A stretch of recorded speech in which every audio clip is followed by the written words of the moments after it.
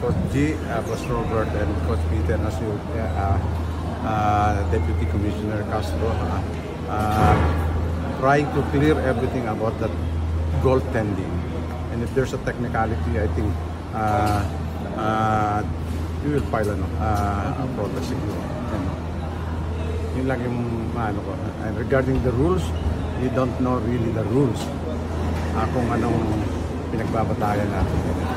Pero one thing na napansin ko, so when they stop the game because of jump ball, hindi lang itinuloy yung jump ball. Why? That is my question. Okay, there's a jump ball, and all of a sudden it's their ball. What if you're able to intercept the ball and make a shot? Okay, that's our question. Everything is depends on what decision they will arrive. You know, but right now, we're disappointed because we're down by 25 points, and then we're able to. The effort was put into waste. It's a nice game, but and we cannot blame our opponent. But it's a nice game, but the beauty of the game is nawala. So I don't know kung ano maging decision regarding that. And we as a team, because the effort of the player, talagang we have to reward it, and we have to do something about it. Dahil nakita naman natin, talagang pure effort yun in the last quarter until we get the lead. But it will be put into waste if that is their decision.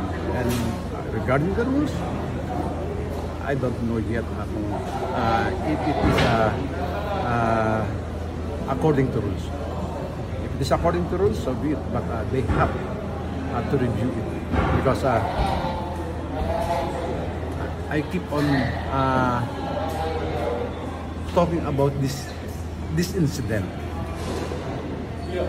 If it's happened in the first quarter, second quarter, what if it is in the last shot? And there's no call. Okay, if we're leading, okay, by 1 point, our ball trying to press, and then we will not take the shot. And all of a sudden, we're down by 1 point. I don't know. Coach Leo, paano po naka-affect sa team niyo or paano nito kami? Everybody was so frustrated regarding that incident.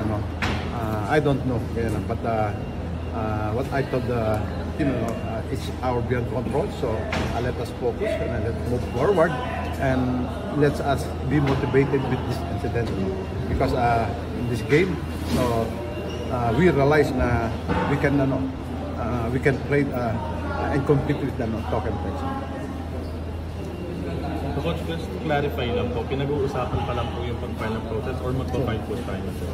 Yeah, I think pinag-uusapan namin, ganyan, pero I think, I don't know, Coach G and Coach Robert as with Eric Castro, our deputy, ganyan. So I don't know kung ano pinag-uusapan pa nila.